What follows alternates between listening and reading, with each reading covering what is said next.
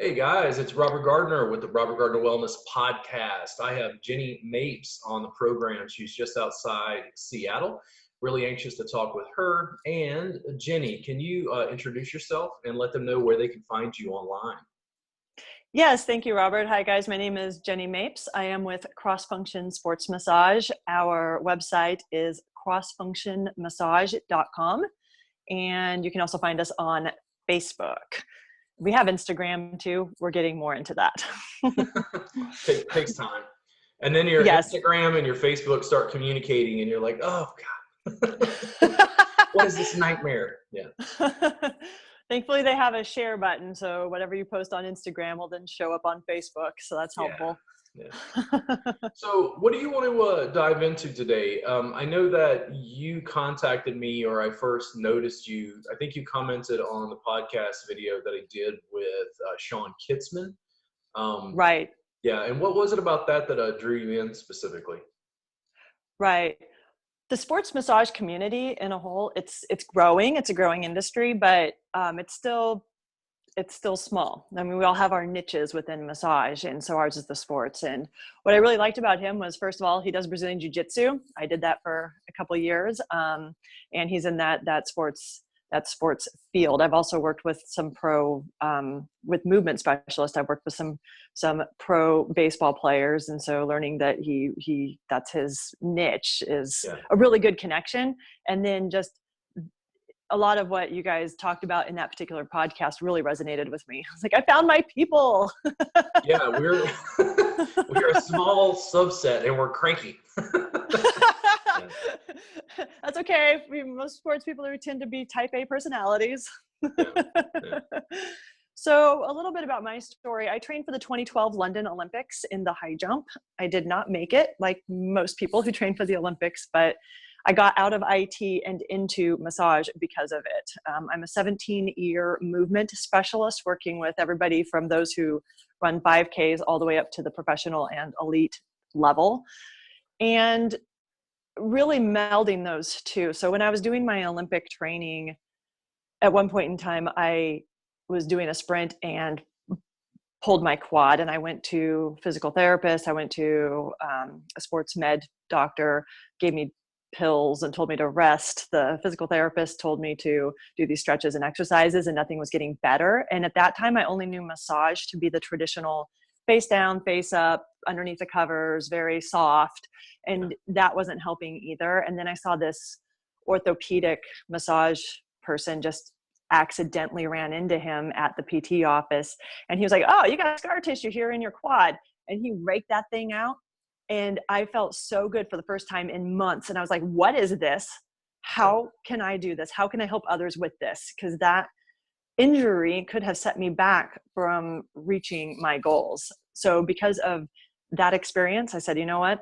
I've been working with athletes for years now. I'm going to get into the sports massage realm and help other therapists become sports massage therapists as well. So that's the journey and path that we're on. So you're a therapist, but you're also working towards education, or you're already working in education? No, I'm a NCB TMB certified instructor for sports massage, and we're creating a sports massage certificate program right now. Oh, okay. That has a whole bunch of different facets involved with it. So I've been an educator for 3 years now. Cool. In the sports realm for sports massage. Yeah. Nice. Yeah. Yeah. Most people, in my experience, with the broader public and then also with the broader massage community, I keep begging them to take out their phone and just, show people what we do. Like your story, like, well, I didn't know massage, dealt with scar tissue or dealt with sort of chronic issue I was having. I see that repeatedly, and the only antidote is for therapists to educate people. Like they just don't know until they know, and they're not gonna, news at 10. Like they're not gonna get, stuff in their media, so to speak, on the news unless therapists are putting that information out. Like the conversation I've had recently with people like Sean, and then I say Joshua Wentz was on yesterday. It's been interesting to hear. It's like the clients come to us and it's a last resort. Right. Like I talk to the PTs and I talk to these people and those people, and it's a last resort. And I'm like, why wouldn't they go to soft tissue people like early, like first? And it's like, it's because they don't know. Our industry is growing and that niche is small right now. One of the great things that these spa chains have done over the past, I would say 10 years, is get the massage, just the thought of massage out there, right? Because I can even remember when I was playing sports in high school, and then in the 90s, massage was not very as well known. Now we're into the medical community and we're starting to get connected with all those medical, the sports chiros and sports acupuncturists, even another growing and emerging field. Yeah. And then you have the sports physical therapists. So because we're starting to make those connections with those groups, I think it's becoming more and more known, but it is a small industry and a small niche. And I don't think at this time, a lot of schools are promoting that orthopedic side of massage as much as they are just getting massage out there still. So those larger industries have done a great job of showing to the world and to the public what massage can be, but now we're going to take it a step further and now introduce that orthopedic injury prevention, injury correction field. So I'm looking forward to these next 10, 20, 30 years, seeing how massage continues to grow and evolve in that. It parallels something I keep saying is we have massage envy, and I always pick on massage envy because they're just the largest employer of therapists in the United States. Right. They've created the standardized, come in once a month, get a massage for your health, well-being, and now that we've got McDonald's, now you have right. room for In-N-Out, Whataburger, like Steak Shake, like on at Freddy's Burgers and Custard, Freddy's, Five Guys, Burgers and Fries. Now you've got room for all these little niche things. And what I hear from therapists is, well, the market's saturated. And I go, oh, saturated for what? Like even saying massage sometimes, I'm like, guys, like I'm one of the only educators who constantly is told by his own industry that what he does is not massage. And that's the most confusing thing ever, because it's like, okay, so the industry that has a license in most states to do what I teach is saying they don't recognize what I do as being for them. That's a really precarious and murky, like, legal situation. Right. Yeah, that's definitely a challenge. And I think another thing is I'm trying to remember which one of your interviewees you were talking to. I believe it was the gentleman yesterday, regarding our education system. I think once we maybe like get a 2-tier system like Canada has, that was or Michael something. Arbuckle. Yeah, Michael That's who it lives here in was. Austin. Yeah, he kind of wants tiers where there's separating basically like spa and then like more medical grade, like manual therapy. Yeah. Well, if we can get something like that accomplished, it will do a couple things. One, it will allow people to still do massage in a spa setting the way they want to without having to have expensive and long education, but it will still get them in the field. But second, it will get us more into the light of those doctors and therapists that have had these high technical degrees, and actually get our name to be able to show that we know what we're talking about, and that we're able to get massage and soft tissue mobilization into the community more with the way that we do it, because we see the body in a little different light than those other, just no matter what industry you're in, you're going to see it in a different light, like the same injury or the same issue, just in a different lens. And so if we can get our lens out there, but I think we just have to continue with our education programs to be able to let them think, like, not necessarily think we know what we know, because we know what we're talking about, but for them, they need the stamp to show that that's kind of what we're talking about in order to, I don't know. That's just kind of my thoughts on how this industry is, so that we can get recognition in the medical community a little bit more. Giving nuance to the conversation, you're in Washington State. Are you doing much insurance billing? My company is, yes, we do. Yeah. Okay. Because Washington State, by the way, I have been banned from several Washington State massage therapist groups because I don't like the message very much. Always happy to say hello to those therapists, Are you too politically incorrect, Robert? Yeah. and the thing is, again, I don't hear this from Eric Dalton. I don't hear it from James Wisloski. I don't, and I don't think my work is far off from those guys, by the way. It's Right. just that my work is clothes on, mat based. It looks more like Right. Brazilian jiu-jitsu than it does massage. So I constantly get this isn't massage. And I'm like, great, I'll go teach it to the yoga community globally. And they're like, oh shit. I'm like, guys, like I keep trying to give this to you and you keep fighting with me. Like I don't do it because it's ineffective. Like, Right. I'm arrogant, I'm abrasive, I've survived. Like I make money doing this. Like the clients like it and go, why isn't this everywhere? And I'm like, because massage therapists keep telling me it's not massage. And they're like, what? So it's soft tissue mobilization. That's what massage is. But it's just a different form. It doesn't look like the box they're taught to be sold in school. That's what the issue is. None of us are in that box. Like I have an online subscription service, and here's what I tell students. And the thing is, I've had some people criticize this because they say my marketing is off, because if I'm trying to sell it to massage therapists, attacking massage regulation or whatever isn't going to help my case. Like I'm trying to get them to evolve past this, but right. Less than 1% of the massage marketplace is mat-based. I teach less than 1% of that 1%. That's what I do right now. The whole thing is, in Washington State, you can bill insurance. So Washington State massage therapists have this thing about, we're healthcare professionals. And I go, yeah, I don't want anything to do with insurance in any way, shape, or form. And they're like, what? This gives us legitimacy. And I'm like, no, I don't need outsiders telling me that my shit works. Like, I don't need outside legitimacy, and I don't want an insurance company dictating how long my session is or how I work with the client to be able to help them, because each situation is completely different. I'm ornery about that, but in an entrepreneurial space, I'm like, listen, every time, like I don't make a huge amount of money. I'm like, do I make enough? Yes. Keep going. I have to train the marketplace. And Michael Arbuckle and I had this conversation, because he looks at it like I'm making content just for massage therapists. And I'm like, Michael, I make content for everyone on the internet. Mm-hmm. The clients get to find me, the students get to find me, the yoga teachers get to find me, whoever it is. Like, I'm not invested in this box. Like, I'm trying to destroy it. And while I'm not breaking state laws related to soft tissue manipulation or massage, it's like it just doesn't fit into the normal paradigm the way people think of it.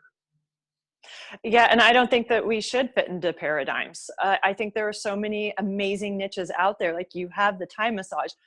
One of the main client issues that I see in my practice with everybody, because we are so hunched forward, we are so anteriorly rotated with our shoulder, is that we need to open up that anterior thoracic cavity. And for our group, and for what I teach, is sideline to do that, not pregnancy sideline, but on top of the table in shorts and that's advanced. What? And there's like active isolated stretching. Yeah. There's all these other different techniques that you can do to open up that anterior thoracic cavity. And you do Thai massage to do that. And I just having that structure. So there's a lot of different ways that you can attack that inward shrugged, anteriorly rotated position in a myriad of realms. And people don't have to silo into what a massage is. Like, you can find your niche and get really deep and really good into that niche. And so yours is Thai massage. You're really, really good at it. I've seen some of your courses that you have on are fantastic. It's all an illusion. We just make video to fool you. Well, no, but the thing is, people make assumptions about the fact that you made content. And that's the whole thing. Like, you're in my industry and made assumptions that I'm really good at what I do just because I was willing to make video. Absolutely. But that aren't those assumptions isn't it an assumption for anybody? For anything? That's how it works. Just because, man, if you're a rapper, but you're willing to take out your phone and make a minute-long rhyme on TikTok, you're now a professional. You're in. I mean, I saw one, it was on TikTok, the guy was driving an Uber and he like set up his camera, and it's like, basically the guy was like, hey, if you don't like my rap, your Uber is free. And they're like, okay.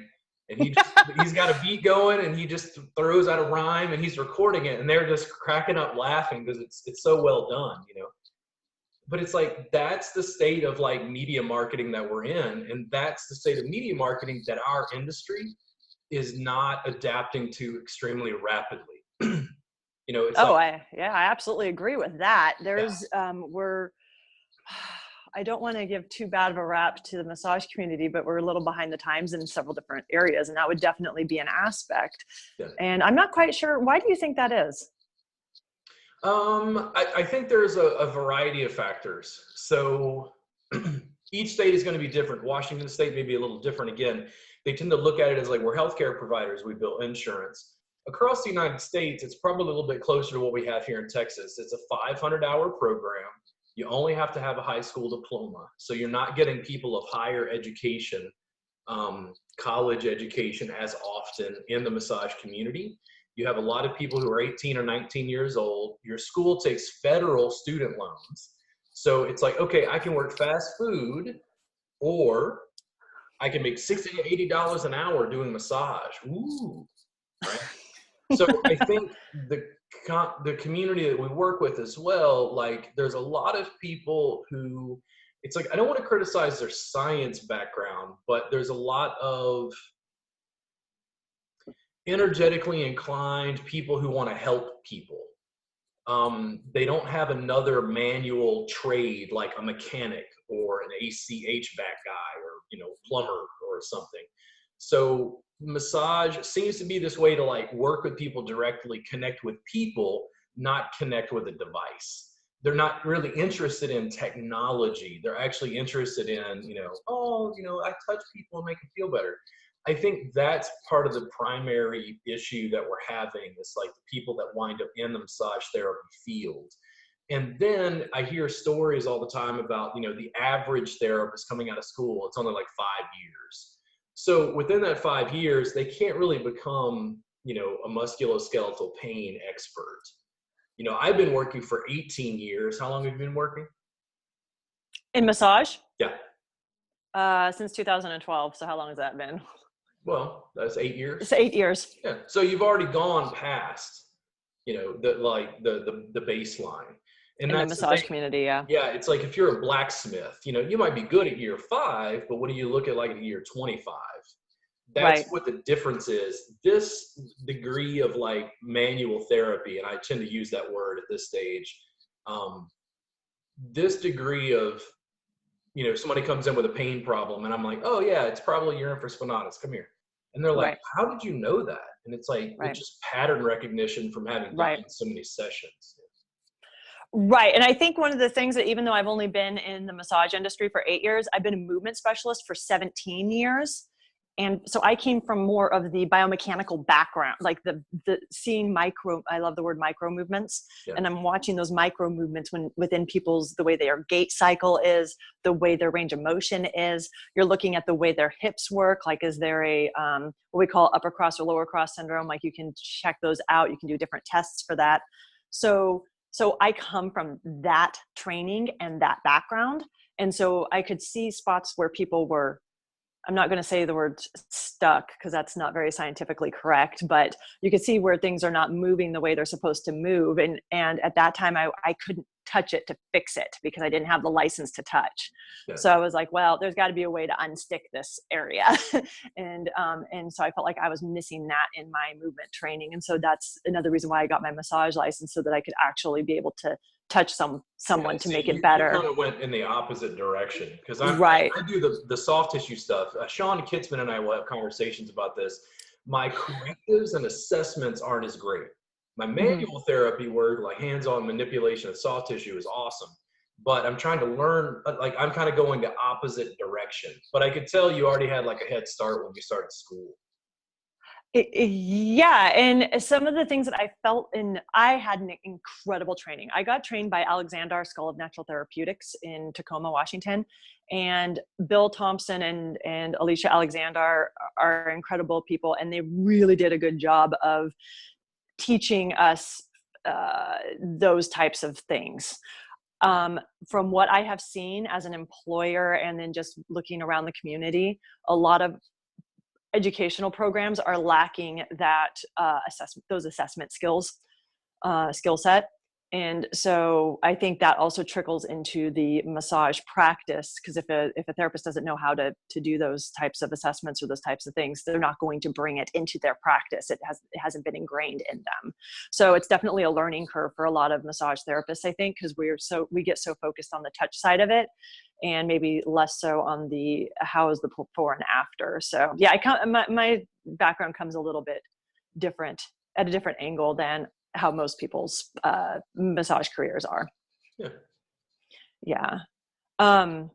3 things that I've found helpful for my massage sessions, like, is what we tend to do when we bring people in is first we assess their movement prior to session. What's their range of motion? What is it that they're coming in for? And like yours, my people are pretty much in tank top and shorts on top of a table, and we do 30-minute or hour sessions. Like, hey, what's going on today? And they would say, my having trouble with my shoulder and when I'm serving a tennis ball or whatever. So you're looking at that range of motion, seeing kind of where the catch is. There's a few muscle range of motion assessments and muscle strength tests that you can do. So we'll assess those movements and then look at those micro movement patterns. Like, oh, does their shoulder need to be, like, is it in the wrong position a little bit? Is it a little bit elevated compared to the other side? Is the torso a little twisted, especially in most sports have some type of transverse movements that are involved with them. And so we'll assess the movement. We'll learn those micro movement patterns. And then the third one is to just, if massage therapists can like learn their body mechanics and different tools that they can help with their career longevity. I feel that they just come in and they do these different, they like treat people, but they're not paying attention to their body mechanics or other things that could help them with their careers. Like they don't love their thumbs and they're using their thumbs for absolutely everything. And then suddenly 5 years later, they can't use their hands. Just pin me to my wall here. It's like, hear about them killing their thumbs. I'm like, oh my God, what am I doing? I always tell them, love your thumbs. Like, put some bracing on there. What I don't understand don't is, be doing this. I put people on the mat. I teach people how to just stand on people or kneel on people. Like, knees and my body weight is big tools. Like, where did anybody decide that this was the most powerful thing you could do deep tissue? I'm like, I don't understand. Like, we have other tools. Why can we not evolve?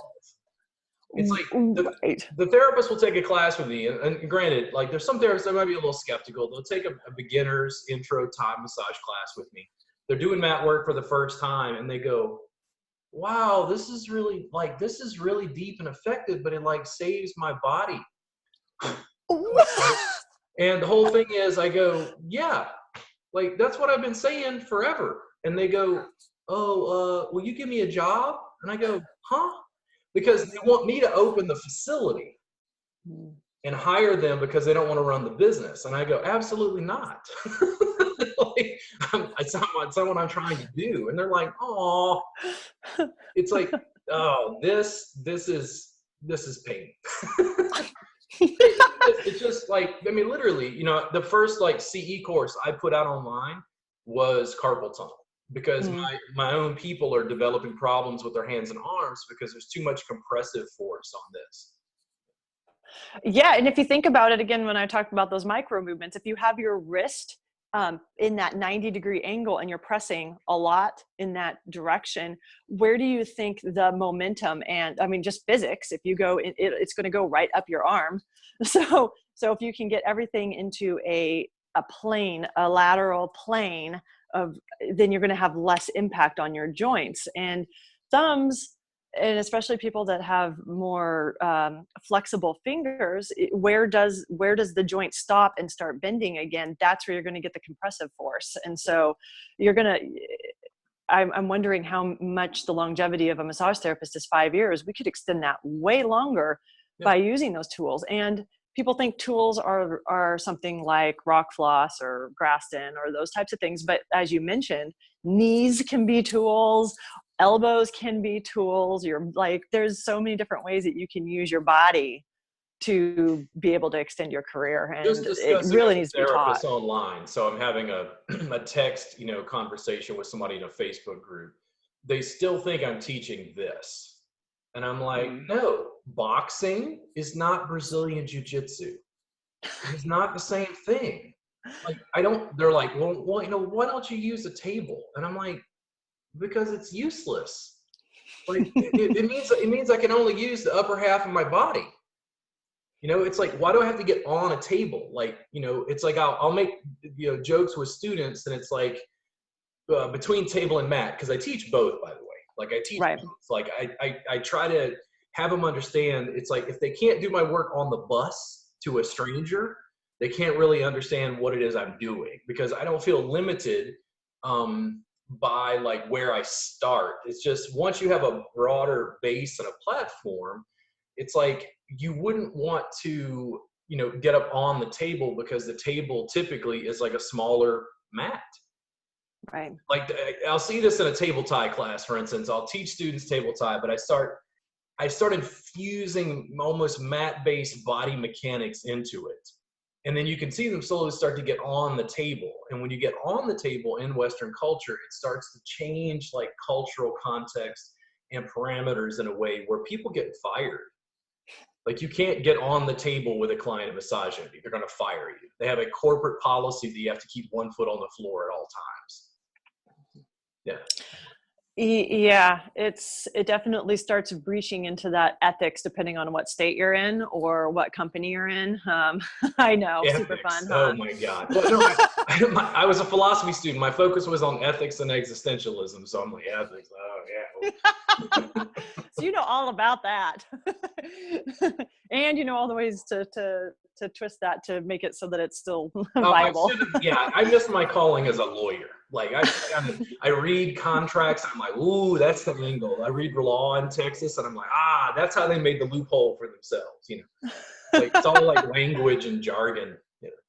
Well, and I think a way, so how we do it is a thing that I see a big problem with in the massage therapy industry is people put their tables too high.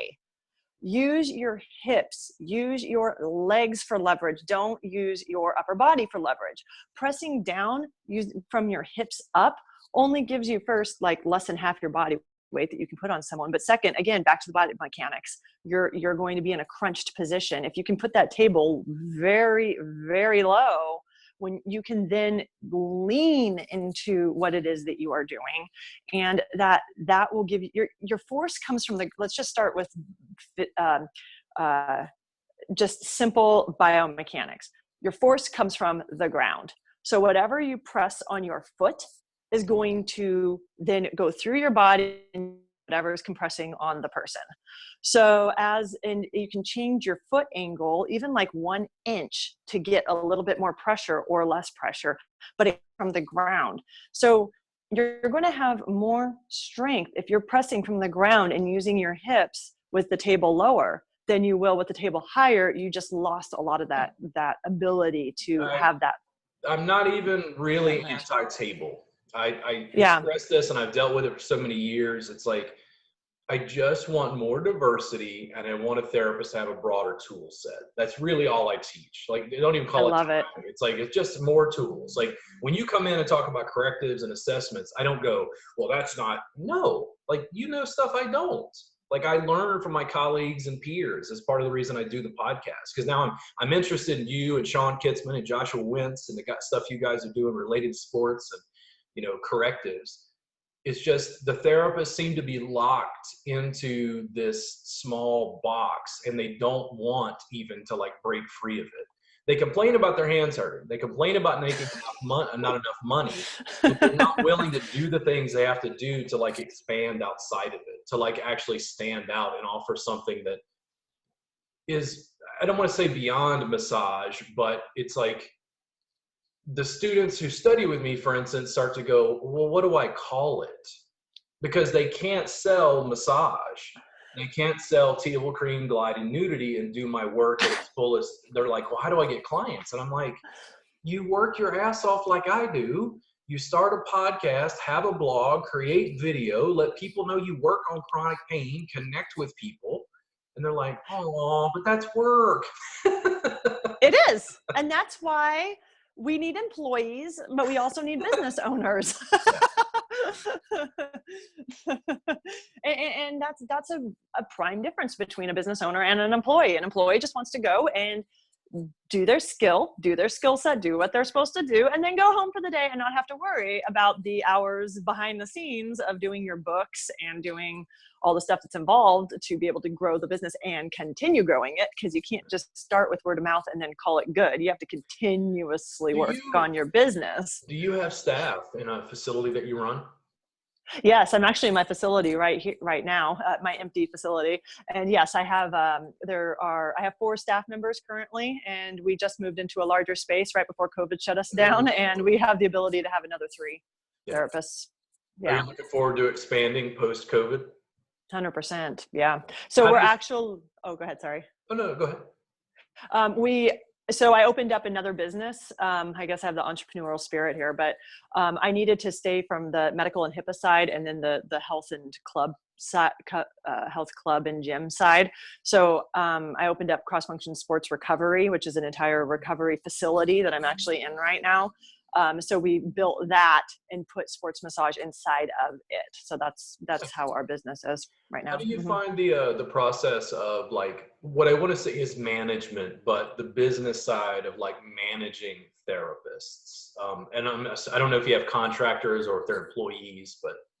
Oh, I definitely have employees. I will never do independent contractors. Okay. With employees, first you have more, I'm not even going to say control over the situation, but you do. You with an independent expectation. Yeah, and they know what to do. And I think it gives somebody a sense of confidence, but it depends on how you run your company. Like for me, yes, I have employees, but I let them, I let them like, hey, I want to take the day off. Awesome. Like I'm not confined to rules and regulations like a lot of larger corporations are. Because I think that's why a lot of people want to step out of those massage MBs and other groups like that, is because I even worked in a spa for several years, and I had to be on premise the entire time, whether I had a client or not, because they might drop in, and that gets really constrictive. Like you can't go anywhere. You're stuck to these hours, whether you're making money or not. And I hated. I'm a free spirit. I don't want, somebody can't tell me that I have to stay here in my seat when I don't have clients for 3 hours. Like, why can't I go to the store or go to something else and block out my time? So I give my therapist a lot more freedom that a lot of places might not have, but, and I pay them well. But when you own, like when you have employees, you can like determine what they're wearing, what their schedule is. Like, these are the rules of how we do things. Like this is allowed, this is not allowed. When you have an independent contractor, they're working in your space, but they can define, it's their business. You're basically contracting them out. So they could be using a lotion that you don't agree with. Like, we can't use CBD oil. I'm not against it, but we can't use any CBD products because we work with a lot of Olympic and high level athletes where if they get tested, I don't care how clean the product is. If they get tested and they test positive, guess who's going to get sued? Guess who's going to get blamed? And so we just don't use it. But if I had an independent contractor, I can't control these types of things as much. Since you have employees, how do you find, because I don't have this experience, I don't run a facility. So like I see students in my classes and I go, you want a job? You ain't got the hustle I need. Like I'd hire you. Like if you came to me and say, hey, I want a job, I'm like, all right, let's figure it out. But the thing is, like, how do you find the management is of the employees? Like, I'm interested in that because I don't have any experience of it. Yes, that's a good question. There's a saying that you hire slow and fire quick. I hire slow. So there's a lot of people that want to work with us, especially after they've taken one of our courses and they're like, wow, I want to be a part of this. And I'm like, how about you do the things we teach you in your location, and then we can proliferate our sports massage network and thus be able to expand sports massage as a whole, which is my main goal. But with employees, I digress, but with employees, manage them is not challenging because I have a really good staff and we're all like family members. So I do a interview process where, first of all, I need an employee. Okay, we are going to not only hunt for people, we are going to learn all about them, what they like, what they don't like. Will they fit with our culture? Will they fit with like what our vision is? Then I'll sit them down and we'll have like a discussion, and I'll see if the two of us, like, I don't want to say vibe, but if it seems to fit and they understand the philosophy, maybe they've taken a course or they learned a little bit about sports massage. I want to know what their background is and just how they communicate with things. And then I actually do if I'm still not quite sure, I have them do like a 20-minute thing on me. And I'll be in like a tank top and shorts. Like, okay, show me what you got. Because I want to know what I've got to work with. Like, somebody could be really good at telling what they can do, but when they actually are hands-on, you can tell there's some disconnect or something's not happening. You're like, I don't know, there might be a lot of steps to take to be able to train this person. So the therapists that I have are very independent. They're very, they know what they're doing. They've had years of training. Sports massage is a niche. So I feel that when you first start with massage, you get what I call traditional massage, that box, and you learn how to do that box. But I'm looking for people that are wanting to do outside that box. And so they're taking training like yours, or a sports massage class, or a myoskeletal or MAT class, or something with some type of kinesiology degree, or something where they're wanting to learn about the biomechanics of movement. So I look for those types of factors before I hire. So it takes a while. It takes it's about a 4-month process for me to find one person. Yeah. And it's interesting for me to hear that, to see how you structured it, again, just based on the basic idea of like, was it fire quickly and hire slowly? Yes. Yeah. Yeah, there's definitely some truth to that. And so it's, and our therapists have been on staff for years. I mean, I've had my own business as a solopreneur. I've been inside of a spa as an employee. I've been a director of a spa. So I've had these different experiences, I think, that help when we're doing that hiring process, to know what we're looking for and what not to look for. I just laughed about a spa. It's like, I tell students this. I'm like, listen, guys, I work for myself. I've been fired a lot of times. And it's not because my body work isn't good. They're just like, this guy got to go. He's not fitting our corporate culture of mediocrity. I actually did get talked to once, and this is where I was about ready to form my exit strategy, was I got talked to because I had this one lady who came in and she had plantar fasciitis, and I was like, oh, that sucks. Let's help that out. Yeah. So they were like, how come this one lady has come in and seen you once a week for the last 4 weeks? What are you doing? And I'm like, well, I'm working on her feet. She has plantar fasciitis. And they're like, oh, well, we don't treat injuries here. And I said, yes, but we're doing that. And then I had another lady who had a shoulder issue, and we're working on shoulders and doing sideline. And she was telling some of her people, and it somehow worked up to the corporate level that I was working on people's shoulder injuries in this one sport. And they were like, yeah, Jenny, we're really spa. We're about relaxation and about just making people feel better. And I'm like, well, I'm making people feel better too. And I'm actually getting them mobile so they can do what they want to do. Okay, exit strategy. I had a conversation. There was a class I taught locally for a facility. And the conversation I had with one of my colleagues privately was, he was like, man, there's a problem. This was after I had done the training. And I was like, okay, what's the problem? And then we talked about it a little bit. And I'm like, okay, so what you're telling me is what I teach is extremely easy for the therapist to deliver, so it's not harming them. And they're like, absolutely. And what you're telling me is what I do is extremely effective for pain management in clients, and the clients love it. He's like, absolutely.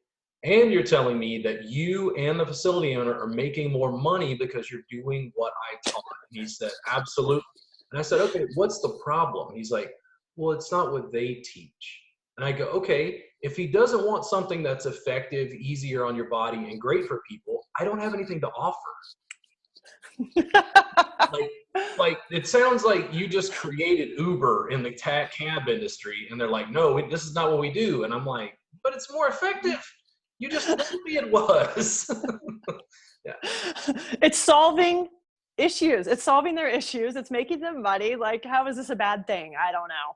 Well, the pain management, you tell me this, because you work in sports, how many athletes maybe get over the hump of some sort of pain issue or joint mobility restriction, and then they still come to see you just for maintenance? Oh, it's all about it's prehab. Yeah. It's all about prehab. Yeah. Because they find you because they're hurting. Yeah. And the thing that I have found with massage businesses is they don't name their business right, so people don't know to come to them because they don't know what they are. They're not explicit. I mean, cross-function sports massage. You can't get more obvious than what we do.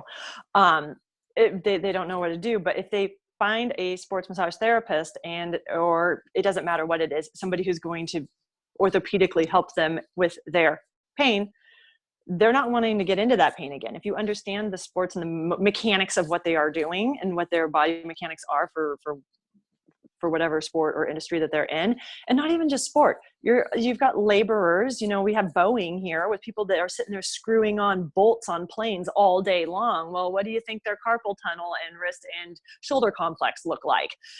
So if you understand that and you can help them with that, then I think therapists do a rough job. I'm not going to say a poor job, but it's hard for them to not necessarily sell themselves because they don't want to sound like that, but be like, hey, we can help make this better, but then let's keep coming in and we do 30-minute sessions so that this doesn't happen again. And people are like, yeah, I don't want to be in that pain, or I don't want to experience pain. So therefore, if I do this, it will help alleviate that issue. I think if the public was listening to this, I think they would frankly be surprised that massage therapists would get in trouble for helping people with a pain condition because the spa only wants to focus on relaxation. Well, and we can't say the word treat. Yeah. Our industry has prevented us from saying that we can treat in Washington State, you can't say that you treat soft tissue conditions. Right. Why? That is diagnosing. No, so you can't. That's not diagnose and treat are two different things. Do massage therapists treat soft tissue conditions? I say yes. But in a language, and you tell me, I'm in Texas, we have different laws. Like, can you not say that in Washington State? It's very politically correct around here. So yeah, people can take that in several different ways. Yeah, I'm blazing into Washington State. I'm going to teach you how to treat soft tissue. Come get me. I see that you're going to be in Yale next month. So no, actually that class will likely be canceled, but yeah, it's like COVID is like throwing a monkey wrench in my in-person classes. So. Yeah, COVID is throwing a wrench in a lot of things right now. Yeah. But I see COVID as a huge opportunity for us as well. Because like you were talking with the former guest speaker, we now have like the whole Zoom or virtual meetings is now starting to become relevant. Like people are starting to think outside the box. And it'll be interesting to see how that changes the way people view massage classes in the future. Because I'm definitely going to be holding a business. One of my, in my sports massage certification course, I've got a business sports massage course in there. And we're going to be doing a live training for that because you don't need to be hands-on direct watching someone on that. So I think there's going to be more opportunities in this online training facility later. It'll bump the dial. Like a lot of people are asking me, like, for instance, because I teach online, they're like, "Ooh, are you afraid of competition?" And I'm like, "Competition from what? What competition?" Well, other people are teaching online. I'm like, that just legitimizes what I was already doing. Like it doesn't. Guys, like I don't know. Like, so we put out social media content. This is the symbol of global distribution, by the way. If you see this on my podcast, I keep doing this. I don't know why. I just noticed it. Like, this is sign of global distribution. When I make a YouTube video, I'm just not advertising a massage therapist. I'm putting out information to planet Earth. Like I have subscribers in other countries who write me, frankly, and I'm like, wow, for a guy in Greece, his English is really, really good, and it's much better than my Greek. Yeah. Like, when I put out information, it's like the marketplace in this level is so huge. It's like it starts to change your conception of what you're doing in Washington State. So for instance, when I say treat soft tissue, it's not because I'm thumbing my nose at regulation in Washington State. It's that there's an interpretation of what massage therapists do, and you get stuck in certain sorts of like jargon. It's the definition. What is your definition? And that's where a lot of us have the setbacks. We define things differently. And so some people may have more of a conservative definition of a term, and other people see it more broad. I'm a broad person. I'm a broad termed person. Like, oh, cool. You do massage. And to me, I don't think the traditional under the covers, face down, face up is massage. That's not the first thing that comes to my mind. If somebody says they do massage, I'm like, what kind? Do you do Thai massage, sports massage? Do you use tools? Do you have what kind of massage are you? What niche are you? I think I had a background in high school in gymnastics, and from 15 to 18, I just destroyed my body. It was like forearm splits and doing rings and pulling on your shoulder joints and just ow. I've even got an old shoulder thing where I think I, tore some ligaments or something in my shoulder. But it went back to like in high school, because we got so sore. It was the first time I ever used my body that way. That concept of Swedish gymnastics, like because it was like, you just hurt so bad. You'd just be like your teammate, like, dude, will you please just mash? Please just press on me. And you learned to do that, and you could see historically, it was like back to the Olympics in Greece and going, oh, they had to have some guy smearing olive oil on somebody, going, just roughing the guy up and mobilizing his joints because they get sore, being athletes.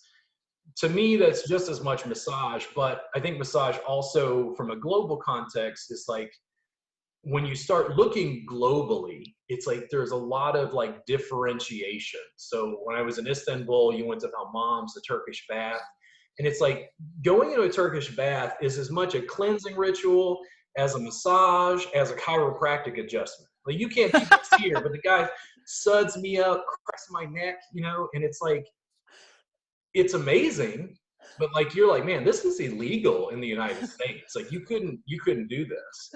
But there, it's just it's a different cultural context for what they think massage or dealing with bodies is. Yeah. Right. And it's very fascinating to me how things have evolved and changed over the years, both in different cultures, but also in the US. I think we're really still in the US. I think we're really still trying to define our culture. Like, I think we're trying to define massage in the US. Yeah. No, I mean, they think we're all high and mighty. We got it all figured out. I'm like, it's only been like 200, 300 years, bro. We're young. Like, the Greeks and the Turks hate each other, and for obvious reasons, the Persian Empire. But the thing is, it's like, this has been going on for thousands of years. It's like generation after generation after generation. It's like, if you go to Finland, sauna culture. It's very common for the entire family to get naked and go into the sauna.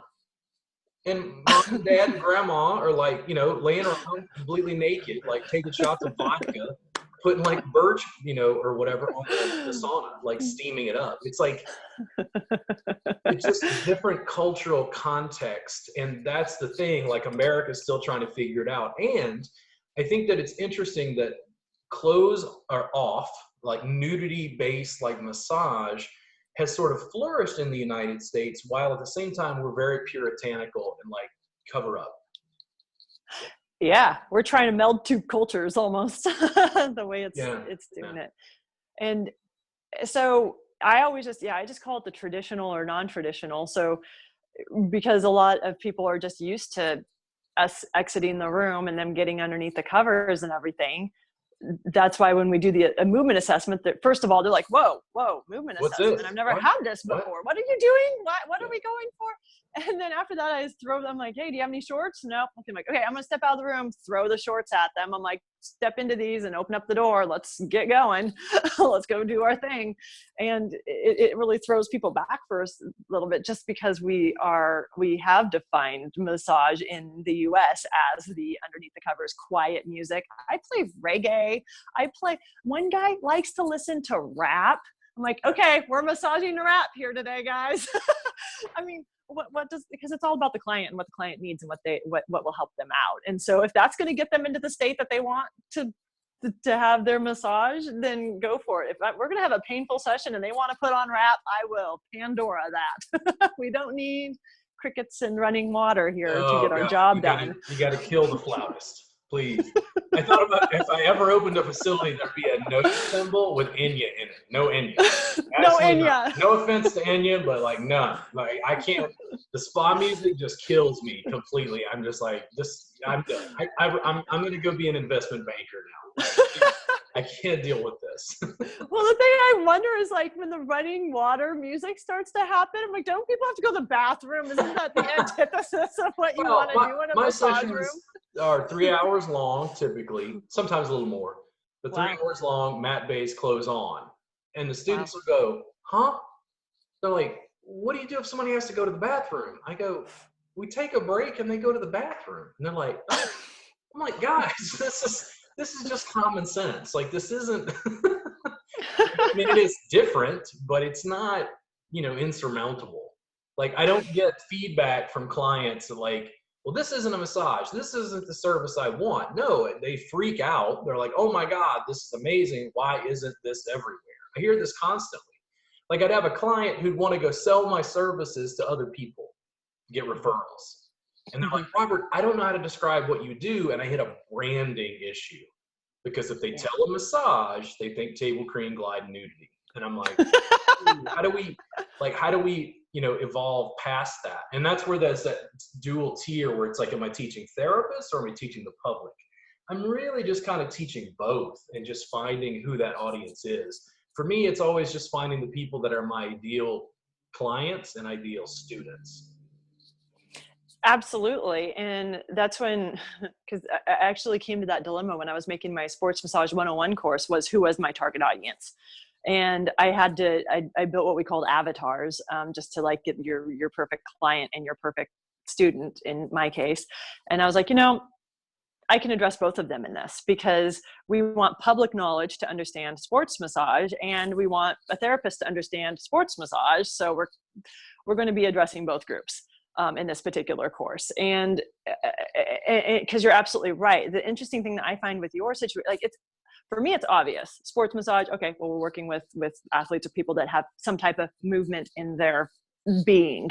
They're not just the stereotypical well-being, feel-good type of situation.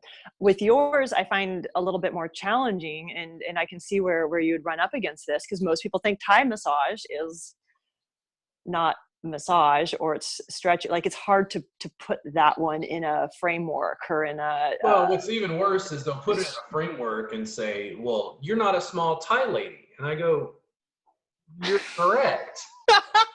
Like, and they're like, well, you do teach Thai massage, but it's more like an American version of Thai massage. And I go, yeah, like I don't know, the people's preconceived notions I'm always trying to push past. Like the students don't understand, like I talked about, and this is me honoring and acknowledging my limitations and my limitations of knowledge. I don't have as much assessments and correctives, but I can learn them. I can add them to the curriculum. You continue to change and evolve. And they're like, no, this is traditional. This is from Thailand. It can't change and evolve. And I'm like, ooh, you lost me. I'm done. I don't want to do the same work 10 years from now that I do right now. Like, I'm sorry. Absolutely not. Yeah. So how would you, okay, first of all, how do you market yourself? Like, what do you say that you are so that people can understand what it is that you do, so they know what to expect when they come into a session with you? What I tend to do is I remember I started doing this is like 10 years ago. Clients would come into a chiropractor's office I worked at. I was very fortunate. They gave me a very stable number of hours as an employee, and they actually learned to like the fact that I help people with pain. Because the other therapist just wanted to do relaxation, and the chiropractor got tired of trying to adjust 300-pound guys that they couldn't, it was impossible. So I buttered these guys up so they like pressed on them, and they're like, oh my God, what is Robert doing in there? These guys are so easy to adjust. And then the other therapist started referring people to me because they're like, you have an issue, you need to go see Robert. And they're like, what does he do? And they're like, we don't know. He just seems to be able to help people with pain. So the clients would come in and say, well, what kind of massage do you do? and we only had 30 minutes or an hour, and I'd say, listen, what problem are you having? Like, I didn't even answer the question. I just looked around and said, oh, well, my shoulder hurts. I'm like, okay, where does it hurt? When does it hurt? Like, then I would go into the consult where I'm trying to find out what's going on quickly. I became a very good mechanic, let's say, in 30 minutes. And I was getting repeat clients, and then over time, they allowed me to put in a mat because they're like, Robert, you just do whatever you want. Like, the clients love what you do. And I'm like, thank God. You gain their trust. It only took 12 years of fighting every facility I ever worked in to do this. So I had a tendency where, if we said sports massage, the clients don't always know what that is. If we said orthopedic massage, they don't know what that is. If we said Thai massage, they don't know what that is. If we said myofascial release, they don't know what that is. If we said trigger point therapy, they don't know what that is. If we said myoskeletal alignment, like on and on and on, what I did was problem, solution. And then it was like, once I did the work and it was effective, then you could say, yeah, I studied Thai massage. I'm a yoga teacher. I have a background with chronic pain. So kind of like you were an athlete, right? Mm-hmm. It fed into what you did. I very much focused on problem solution. So I would make a video for YouTube about carpal tunnel syndrome. And I would explain, listen, a lot of people that I see as a massage therapist, they'll tell me they have carpal tunnel syndrome, but they seem to be having some sort of referred pain, likely from the radial or ulnar nerve, the median nerve. And then I would say, a lot of them are having problems with their forearm flexors, and I'd show them a way of working on that themselves. I would take that video, embed it in a blog post, and then what happens is when people in Austin are searching for, I have carpal tunnel, this is last resort, I don't want to get surgery. Somebody who made $100,000 a year working as a programmer would contact me and say, man, can you help me? And I go, give me one session and we'll know whether the problem is so bad that it's beyond what I can deal with as soft tissue, or whether there's a large soft tissue component and I can reduce your pain. That was how I made money.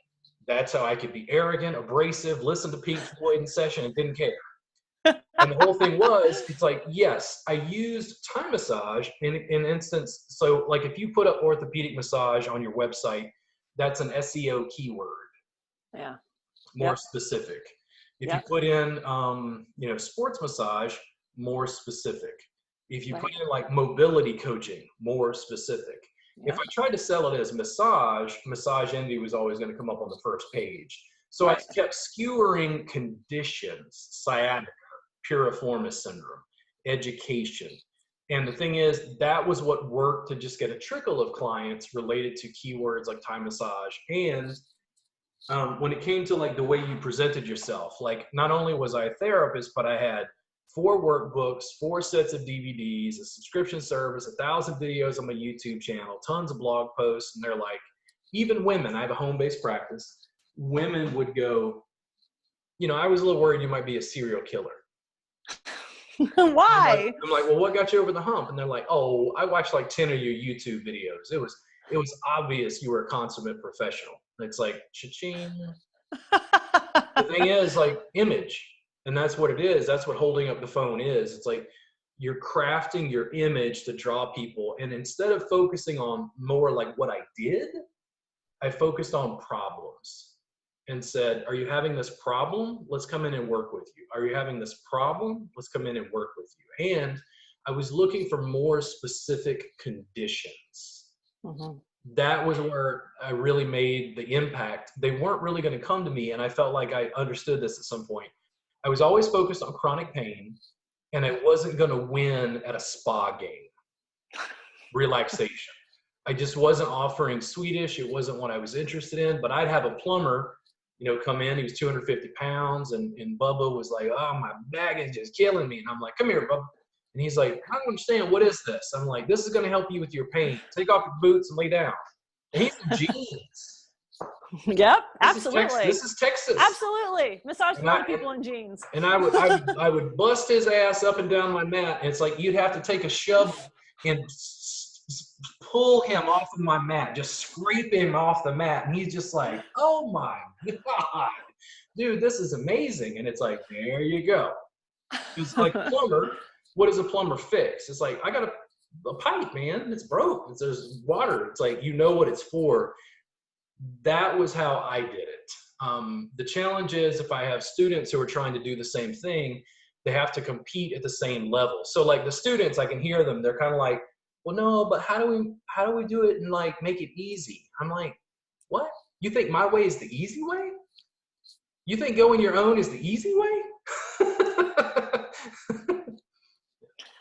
Nope. So I just out of curiosity, how did you make the transition from working in the chiropractic office to having your own practice solo? So one of the things that happened was I got to Austin. This is like 12 years ago. I got to Austin. I was so excited to work in a medical like landscape in a chiropractor's office because in Louisiana was the last state in the union to make chiropractic legal. Really? Yeah. So very like behind the times in some ways. In Nice. Louisiana, it was much harder at that time to even get a job in a medical facility. So I kept working in like spa facilities and getting in trouble basically.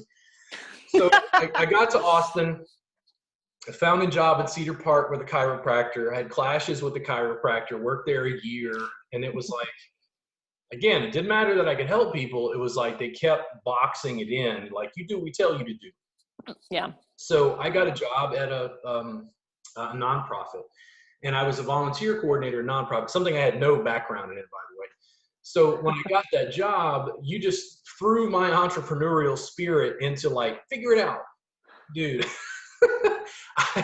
I helped that nonprofit grow so much for so little that I eventually got fired because I was having an undue influence on their entire organization because all these volunteers came in and glommed onto me, and we started to change the whole thing in a way that the executive director was like, no, this is not what we do. And I'm like, Rebel. I went back into massage full time. Like I kept seeing, private clients here and there, but I kind of put my massage practice on the back burner. When I got the job at the chiropractor's office that second time, basically I told myself, this is the last time. Either this works or I go do something else because I cannot force change. Like I couldn't do Thai massage in any facility. And what happened was, again, they had no idea what Thai massage was. I really cracked open and started just using it on a table and using it very effectively. Lots of sideline, lots of upper back and neck issues, shoulder pain. I got really good at rapid fire 30-minute hour sessions. And then I was only working there 12 hours a week, solid, extremely solid. And at 12 hours a week, all my time and energy went into private practice. Mm-hmm. I started a website, started a YouTube channel, started social media, learned how to blog, all very incrementally, very slowly over time. Was reading tons of forums about massage business and like how do you build business. And you found forums on how to do massage business? So years ago, or did you? no. I mean, so there are groups out there. I don't want to name too many names and get people in trouble, but the Massage Nerd was still adminning his group at that time. He's no longer the Massage Nerd group. There were other massage forums where I was reading stuff about massage business, and what happened was maybe a year after working at the chiropractor's office, I got to this point where I couldn't go any further in my industry. So I started Massage Entrepreneurs, and I started having the conversations that I thought weren't happening on the other groups. The group exploded. We got 15,000 members. People would come in at like 1,000, 2,000 members, and they're like, "Oh my God, they're not even discussing this on other massage groups." And I know, right? And I just kept entrepreneuring. I kept the 12 hours. I was very fiscally conservative. I used all of this money to reinvest, and this kept growing. And it got to the point where I started making enough money in private practice where you went, ooh, okay, if I make $30 an hour here and I make $80 an hour here, it started to topple. It started to go, ooh, I can't afford to stay here. Like I'm making so much money in private practice. And I very incrementally like saved up to buy a home, pay for a mortgage, and then like went off just completely into private practice, which was nerve wracking, by the way, because I had a mortgage. If I couldn't pay the mortgage, I was, and I'm going to be in a bind. So. Yeah. Yeah, and I think, but you have that entrepreneurial spirit, and it takes a certain person to be able to want to do the books and want to um, do all the back end work, like the YouTube videos, the marketing, the learning about SEO, all of that stuff to make a business viable and successful. That definitely takes a certain personality, because I actually have a couple of massage therapists that had their own practice for a while, but they just didn't want to do that back end work. And Yeah. so they wanted to have the flexibility and not have to pay for rent and supplies and all of that. So that's really cool that you were able to. I've had the conversation, and it's like, it's not for everybody. I understand. And I don't even judge. Like, if a therapist feels happy working at Massage Envy and that's what they like, great. Mhm. Like, I'm totally on board with that. Like a deep, heartfelt resonance. Like, if you're happy doing what you do, great. What I see is, well, I'm not happy. Change it.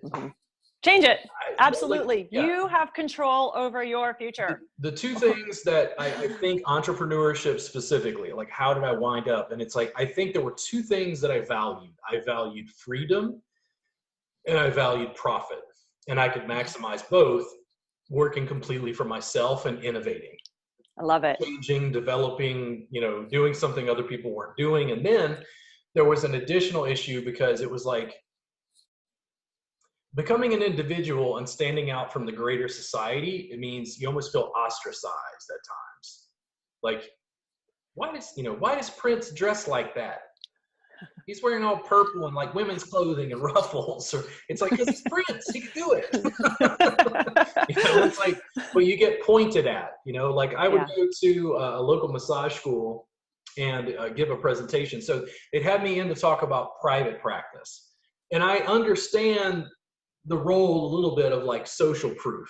So when I would go in to give a talk about private practice, I would have a videographer with me, and I'd have a wireless mic, and I was giving the presentation, and my camera guy's in the back, and the students are like, what is going on? What is this guy doing? I don't, and it's like, I'm working. Like, what do you mean? What am I doing? You don't have your own camera guy? What are you doing with your life? Like, this is what you're supposed, But the thing is, it would freak everybody out at the school, because they have rules about no video production. Because they literally ban phones from the room. And I go, no, this is my talk. Everybody is clothed. I'm talking about business. It promotes you, your school. It promotes me. Like, this is how it is. Like, if you don't want me to talk at your school, tell me you don't want me to talk. But like, I can't wait for you to evolve. Like, to me, in business, especially in COVID, it's like evolve or die. Like, absolutely. Are you going to adapt? And how quickly is that going to happen? Yeah. So anyway, I love it. Going in and recording that conversation, the difference is the students in class just don't benefit. The people who watch it on YouTube benefit.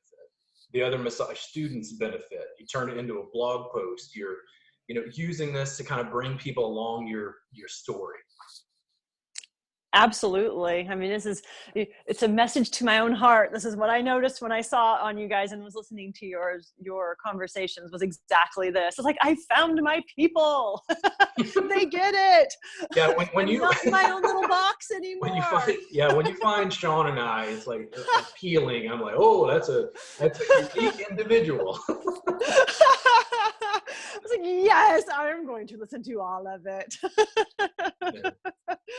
No, because there is that out there, and it's really cool to see people that are like-minded in that situation. And so you mentioned being ostracized or having that feeling, and I don't feel ostracized. I've got a good community around it. It's just small. It's very small, and so you have to hunt to find those people who think that way, especially around where I'm at. I mean, no, I give a talk at a school, and a young lady would say, I don't understand. Like, what are you doing for 3 hours? And I took a pause and I said, some of the best body work on earth. Oh. And you could feel it, like, fuck this guy. This guy's fucking arrogant. And I'm like, listen, I did not survive on my personality, and I don't survive on my good looks. I survive on effectiveness and problem solving. And the thing is, I've told students this repeatedly. You ever watch House? Yeah, I love House. The House, like, I watched House, and I haven't seen all of it, but I watched like several seasons of it. And there's an episode where he talks about how he kind of became that character. And it was from a guy who was Ainu, which the indigenous people in Japan. And this Ainu guy was drunk. He worked at a hospital in Japan, but he was so good at what he did, they had and needed him. So they tolerated the fact that he smelled bad and he stunk and he was a drunk. And I'm like, oh my God, I'm House. Like, they have to tolerate my abrasiveness, and he's drinking. What is he doing? Like, oh my God, he doesn't follow the rules, but they need me. And I'm like, hey. I'm just shocked that they responded that way when you said that, because to me that's touching. I'm like, oh, you know, it's not arrogant. It's just you're just stating so how you notice. I've had these conversations about arrogance and confidence and the difference. And then what I've told people is, okay, what's the difference between somebody who's crazy and somebody who's eccentric? And I'll tell you what it is: money. And my goal is to become eccentric. They think I'm crazy right now, but once I have enough money, they go, oh. No, it's fantastic. I think what you're doing is great. I think it's a good service to our community and building our community up and getting us out of that box, and being able to not only give the tools and resources, both online, on podcasts, on other different resources, but also being able to get the message out there through books and DVDs and literature and hands-on. I think you're doing a great thing. You're doing a great service to our industry. So I appreciate that. Thank you. More colleagues, more yeah. like, so people's notions of competition, people really do this. They're like, well, but she teaches too. Like, what if she takes your students? And I'm like, what?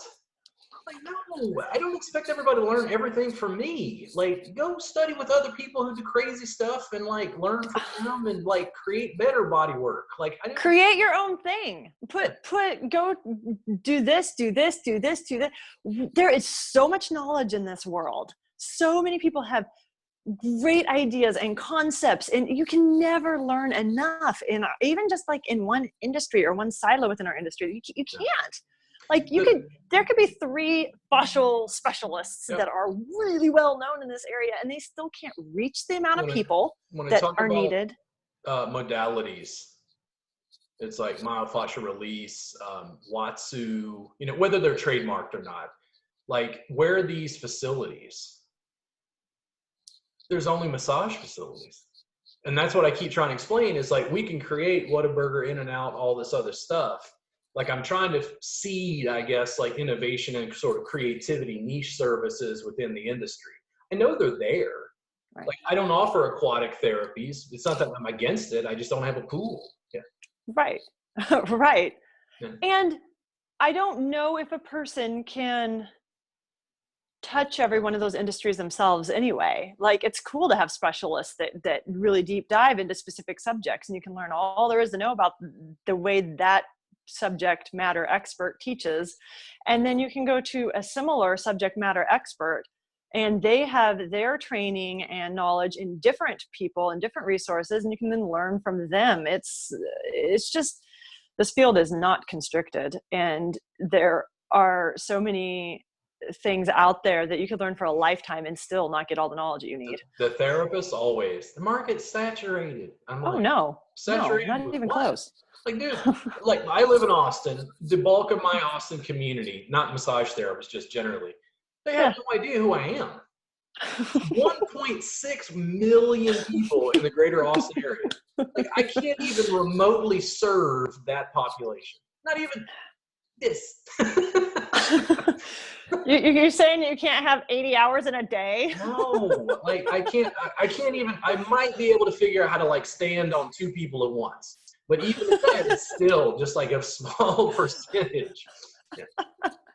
But I mean, even if you just think about it, how many massage therapists are licensed as massage therapists in the US alone, just for every silo or every modality? And then you start doing these segmentations that aren't just face down, face up under the covers. How many more out there are either doing that or not doing that? Like, we have the ability to touch so many more people this way than we can just one-on-one in our little office rooms. So I think you're doing a great job. The other part is education. Yeah. The other part is you put out information that allow you to draw in your real ideal people. The hardcore fans that become clients, students, the hardcore, whoever these people are. It's like somebody who gets into Bruce Lee. It's like, and they get into Bruce Lee and they study Jeet Kune Do and they watch every video and every movie and they're trying to read about Jeet Kune Do and, they're rabid. Those are the sorts of early adopters, sort of fans that I really want. And then I find as these grow, I'm less concerned with like the bigger marketplace because I'm just busy serving my people. Absolutely. Well, that's who what I call an avatar. That's who they are. That's your people. That's your segment. That's your group. So being able to cultivate that relationship and that message and knowledge base is huge. And that's, you focus on that, you win. Yeah.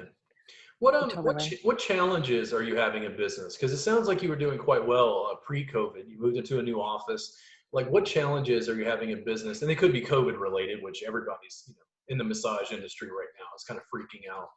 But what challenges do you have in business specifically? That's a good question. Once COVID came out, we had to change our practices a little bit. We are still working with people right now. I actually had to lay off all my therapists so they could get unemployment because we just didn't have the numbers, and it's fair to them to be able to get unemployment while we're sitting here waiting this out and waiting for people to figure out where their next steps are, whether that be the government or personal decisions. But I'm still open for a minimal amount of time. We're following a lot of different protocols, like I'm working with people that have been like in car accidents or have been in, I have a lot of health people that are working 15-hour shifts and they need sports massage. So we've got one of these. Let me show it to you. We got our little thermometer that you take your temperature when they come in. We've got Purell. We make them wash their hands before they come in. We wear cloth masks just to help. It's I think it's more public, just making the public feel more safe. And we've got air purifiers, HEPA filters with UVC lights in them. So that's kind of the stuff that we're doing right now. And I think afterward, I haven't done any telehealth yet. We've been putting out some videos on how-to tutorials through our Facebook to help people that are running and like not get plantar fasciitis and other types of things while they're doing these activities without help. So we're doing like free tutorials just on our Facebook pages. And some of that stuff will probably continue after the COVID is finished. Having an air filter in the room is always nice.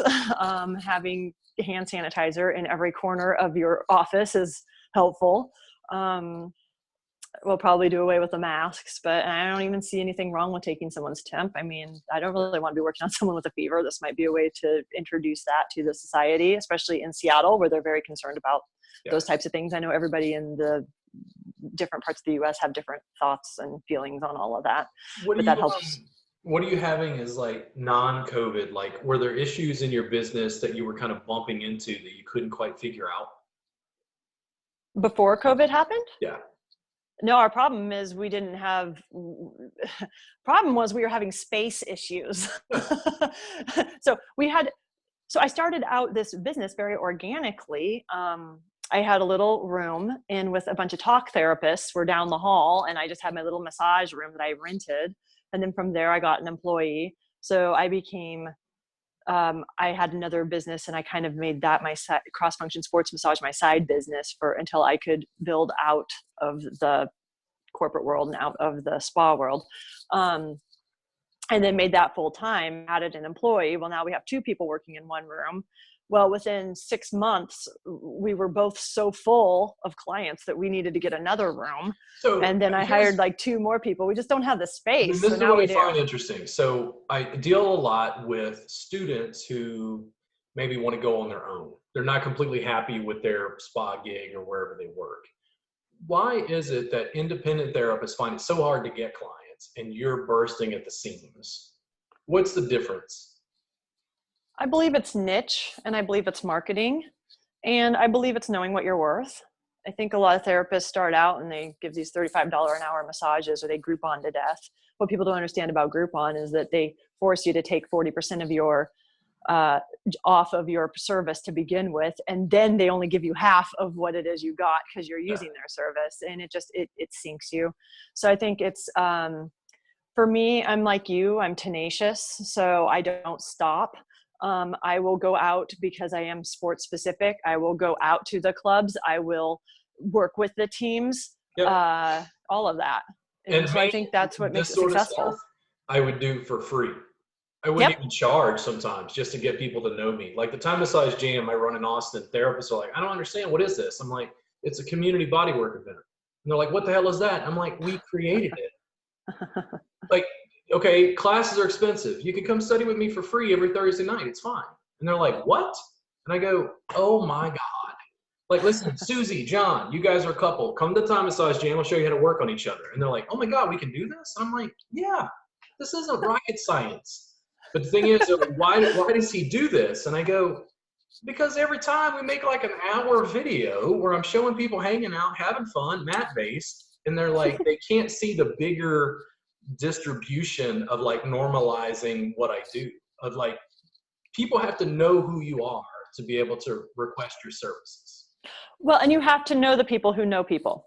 So you can work with like people one-on-one, but for me, I'll go to the coaches of these different clubs or organizations and say, hey, come here and get a massage from me. It doesn't, no cost, just see what we do and what we're about, because sports massage is so different. We're on top of the table in shorts and a tank top or whatever.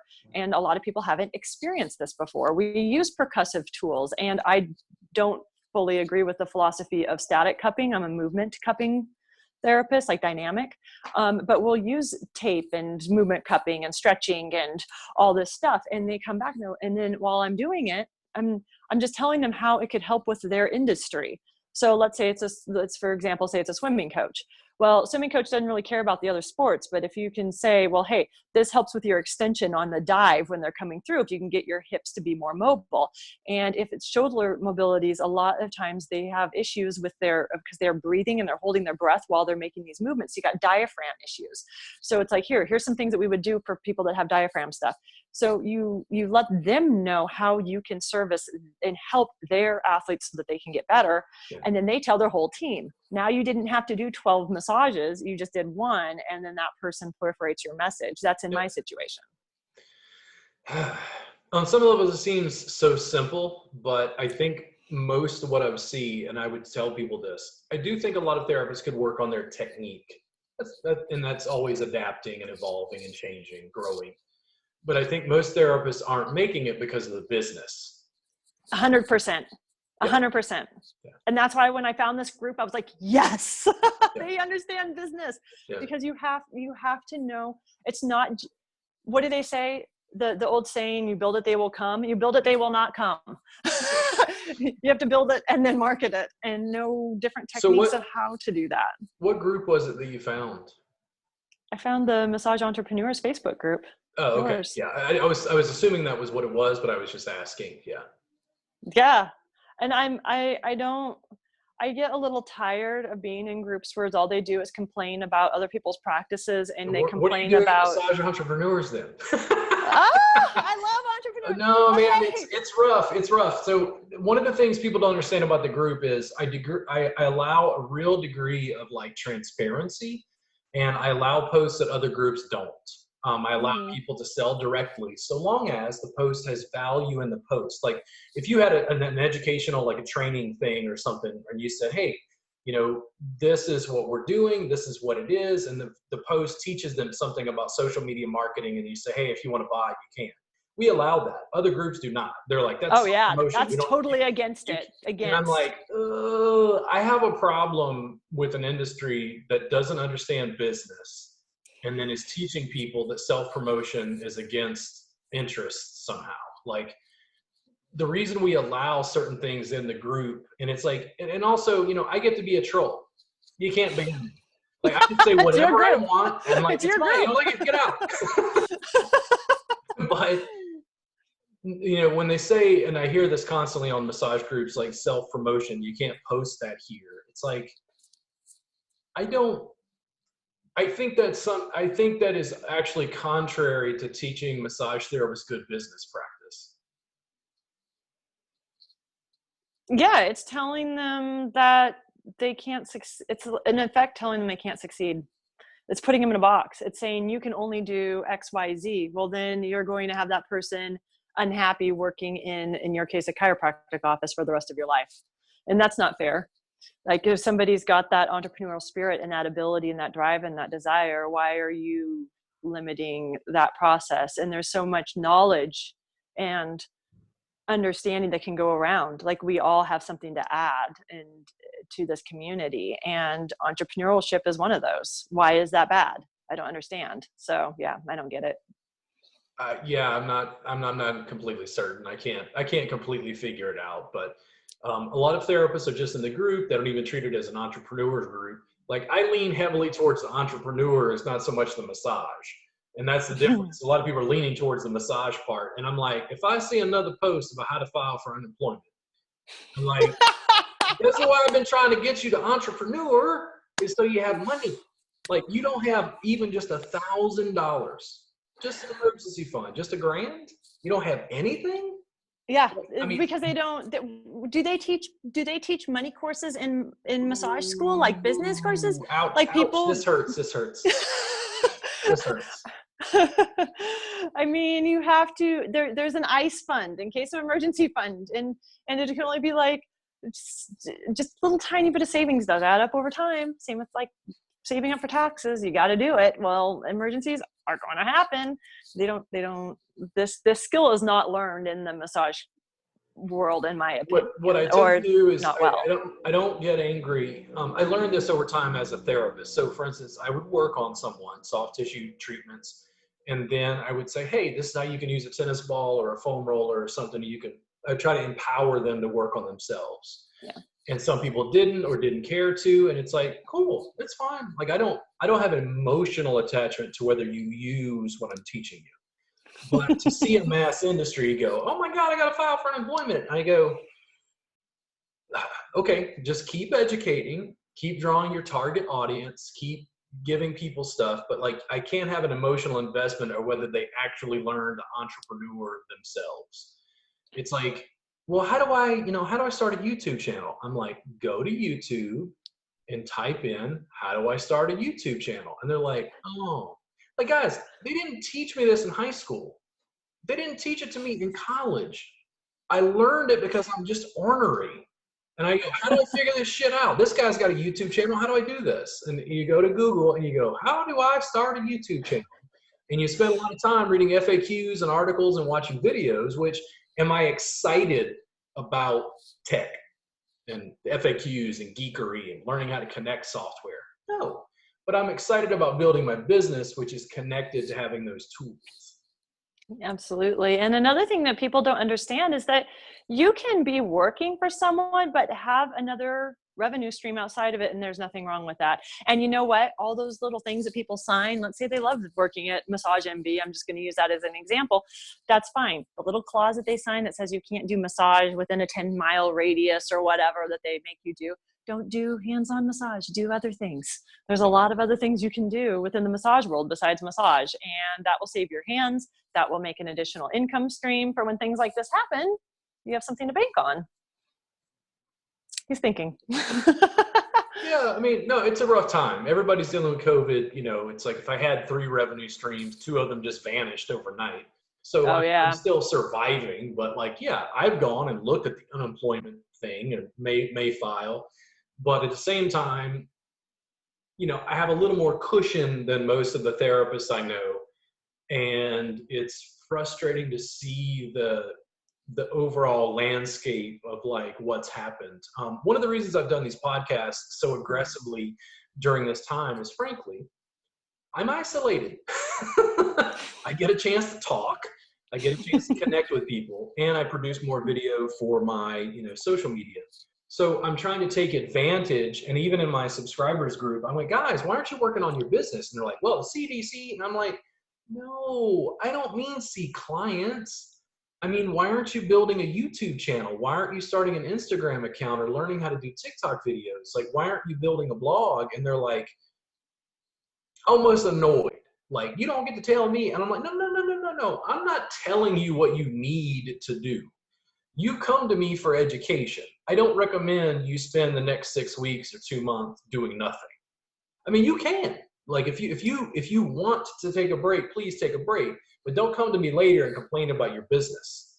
Like, it's amazing. Like, since this has happened, I submitted 3 courses to the National Certification Board. Why? Because I got nothing else to do.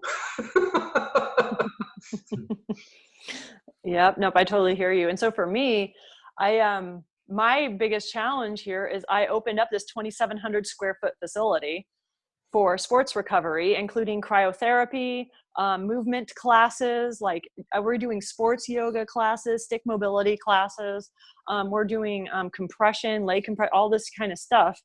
So, and I had all these resources lined up, clubs and sport clubs and other people that were interested in having their athletes come to our facility, along with some other businesses.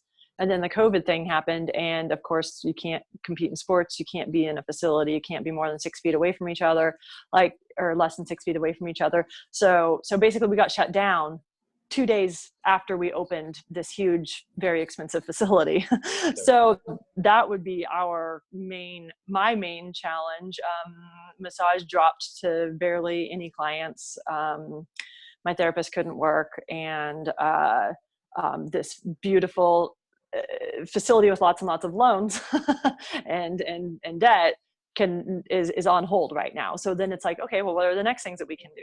So I was just, looking around for opportunity, just looking around at different things. I'm like, okay, well, who can I be involved with? What groups can I join?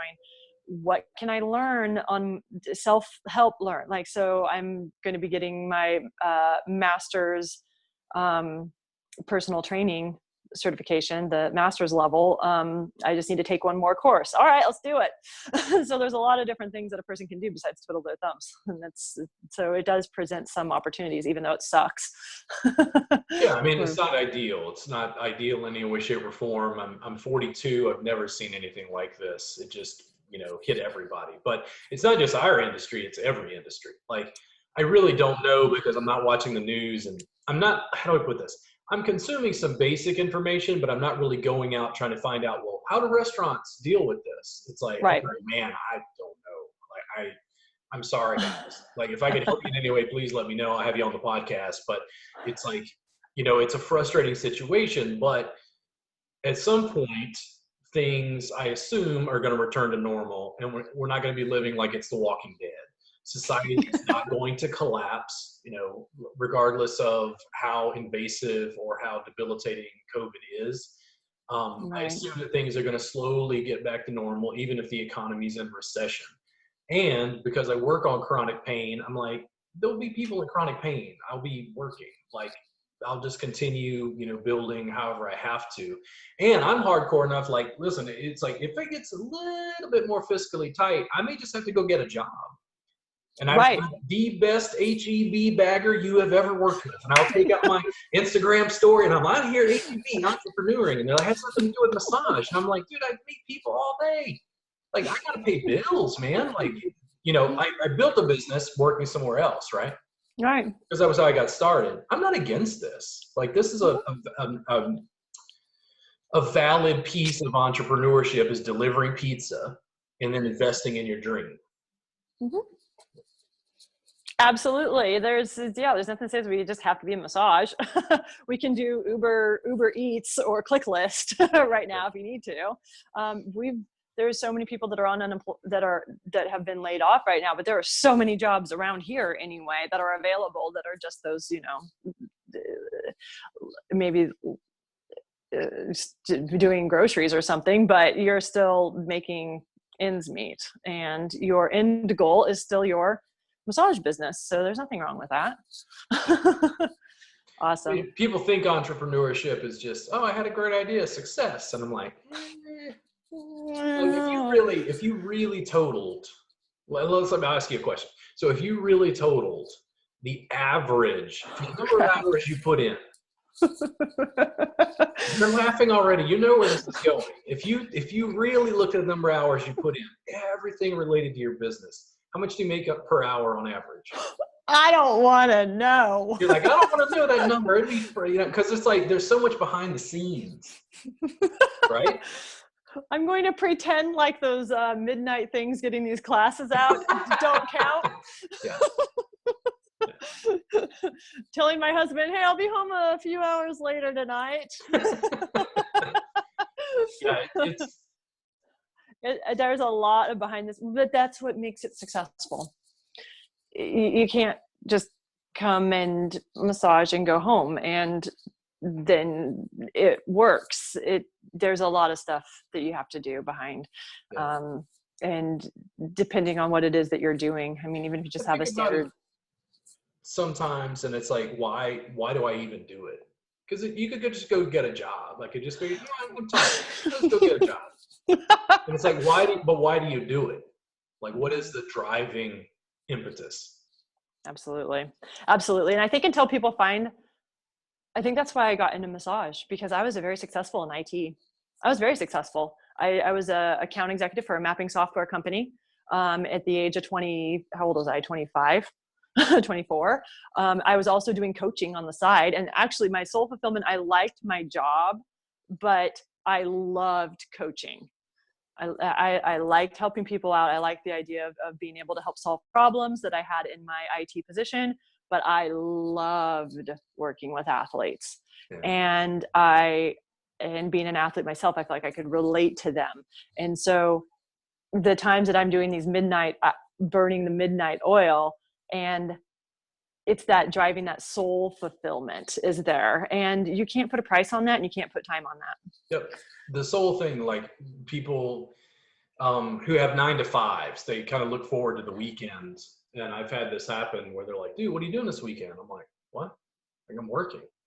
They're like, dude, do you ever take off? And I'm like, I'm going to take naps.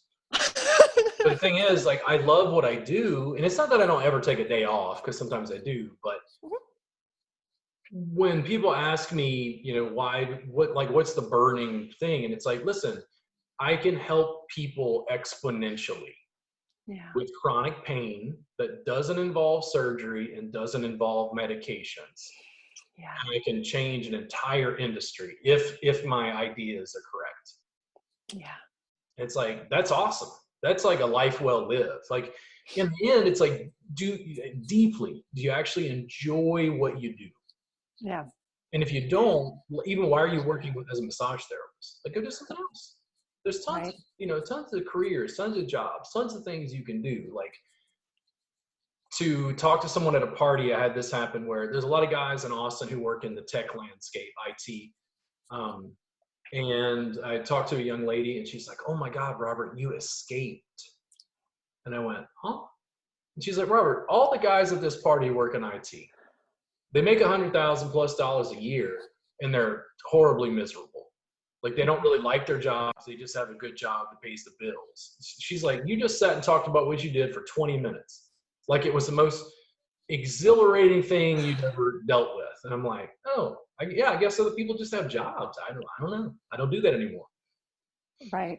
I agree. I 100% agree. Like, that just, all the stuff you just mentioned just like almost made me want to cry. I'm like, I get it. I understand. And I think when people find that, that's why I say, you're my people. It's when you get that soul, find that soul career, it's not a career anymore. It's just, and to me, massage is an industry that it is helping others. And I mean, we can be driven and tenacious in what we do, but our end goal is to help others in their life path, in their journey of physical healing. And I mean, we all know that if we're physically in pain, or if a client is physically in pain, our mental psyche goes down, right? Like everything about us gets drugged down because we are physically unable to do the different things that we like to do in our daily lives. And so if we can help people with that, we're helping them in every area. And that's one of the main reason why I love this career.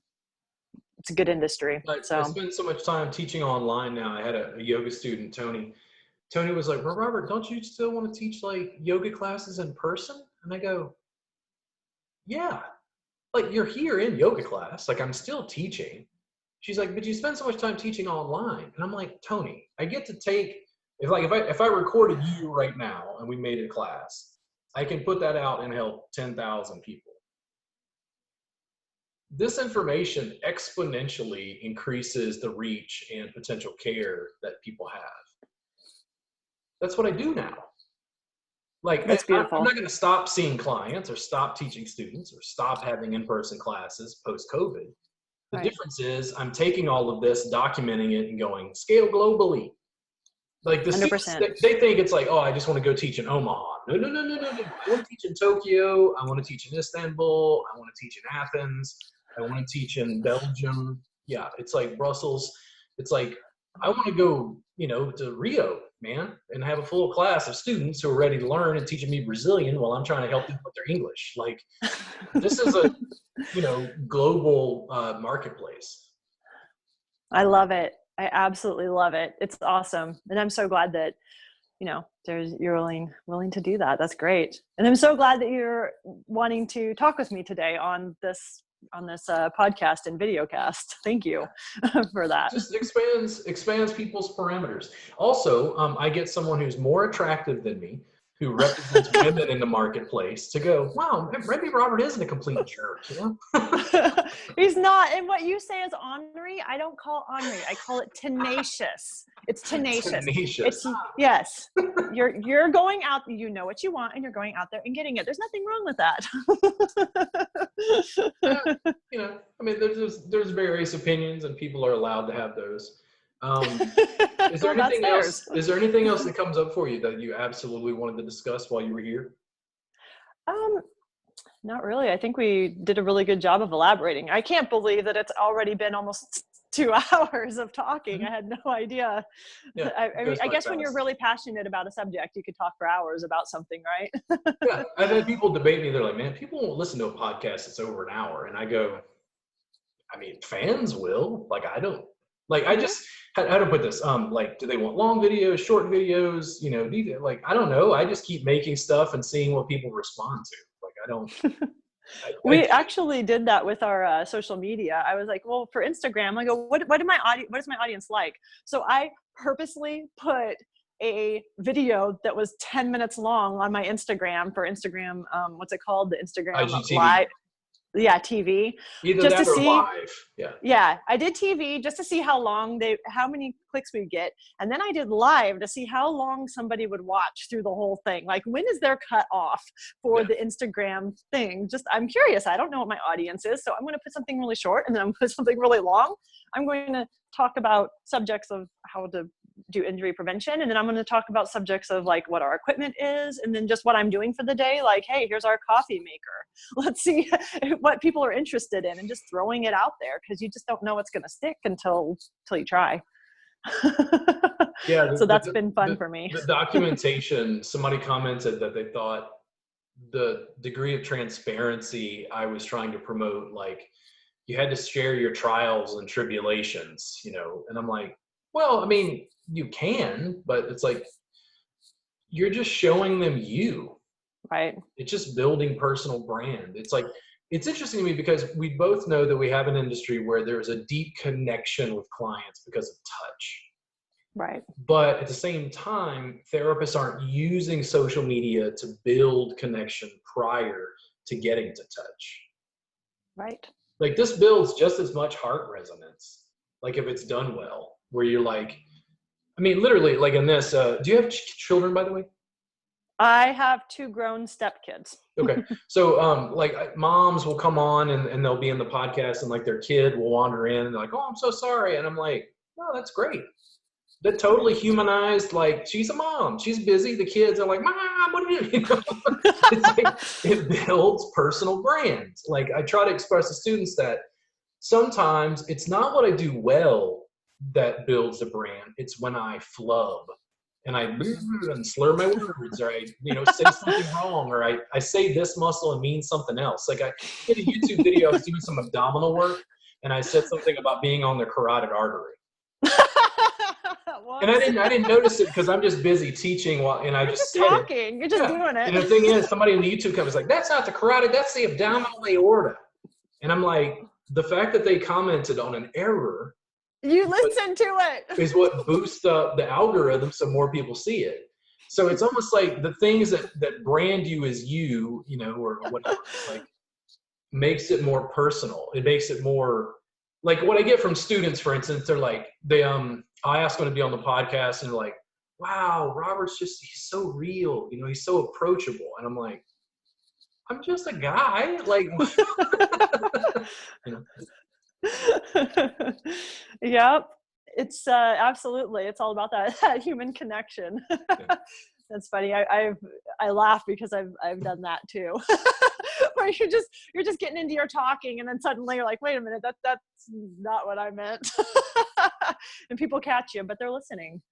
Perfection is not the age of the smartphone. It's not Hollywood. It is absolutely. I express this to students about social media for personal branding. It's like I'm a cook. I like booze. I like tequila. So I take photos of meals and tequila and other stuff. I'm in Texas, so like Tex-Mex and barbecue is a big deal. So I take photos of that sort of thing just to build a brand around my kind of lifestyle. Yoga, adding like diversity to my YouTube channel. I don't see a downside to having that. If anything, I think it builds connection that then manifests where they trust you and want, their friends, family, loved ones to come get a session with you. Networking with other businesses and trying to explain to them, listen, go to the local ice cream shop post-COVID, take a picture of their ice cream, tag them in the Instagram thing. And they're like, oh, it's like you're promoting their business in the hope that, that they'll comment, like your stuff and like your business. It's marketing 101. Networking. Digital networking. Like I squeezed like a little fangirl. I don't know if you saw this on my Instagram. So I was on Twitter and I found a post. I follow Ice-T, and I love Ice-T on Twitter. He's just so raw, so OG, body count, hip hop, West Coast, his wife Coco, like lovely little family. And there was a picture of him just laid back on a plane. It looks like a private jet. He's got glasses on, just like the coolest guys ever lived. And he's like, "This is me thinking about my haters," or something like that. And I screenshotted that from Twitter, and I clipped it and put it on my Instagram. And I tagged Ice-T, and I said, "This is who I go to for business advice." And I hashtagged Guru and I hashtagged OG. And like 5 minutes later, Ice-T liked my post. Dude, for 10 minutes, I was like, "Yay! Ice-T liked my Instagram post," But the thing is, it's like, why would Ice-T like it? Like, it was his post. But what I did is I promoted him through my feed. Mm-hmm. It's like I'm, building these sort of digital connections with people I find interesting or inspirational. That piece of social media marketing for massage therapists, I feel like, is just completely lost. Like I'm going to continue talking about it and developing it. And, it's like documenting the process and evolution and growth. Like the students are concerned about perfection. They think it has to be, a formal DVD. Ooh.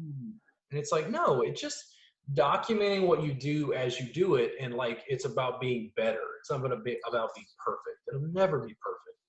Right. Yeah. Right. Well, and even the people that write documentation or write books, like 10 years later, they look back on their stuff and like, I don't know if I agree with what I said anymore. Let me do a revised version. So it's version 2. That's right. Yeah. 0.01 version. Yeah. No, it's just been a pleasure to talk with the community that understands. So I appreciate you having me on here today and cool shooting the breeze with all of this. So before we head out, can you give people your website and your social media shares again? Yes, it is crossfunctionmassage.com, CROSSFUNCTION, massage.com. And we just launched our online courses there. It's just on our CE education page. And then you can find us at Cross Function Massage on Instagram and on Facebook. Cool. Yeah. So guys, thank you so much for Jenny Mapes being on the program today. Really appreciate it. If you want to pick up stuff from me, there's retail available on my store on robertgardnerwellness.com. There's also a free trial for the month for our subscription service. There's about 500 hours of my classes and private trainings available to you absolutely free. And we give CE credit to subscribers, usually as a bonus for free. Thank you guys so much for tuning in, and I'll see you again soon. And thank you again so much to Jenny Mapes for coming on the program with me. Awesome. Thank you, Robert. Thank you.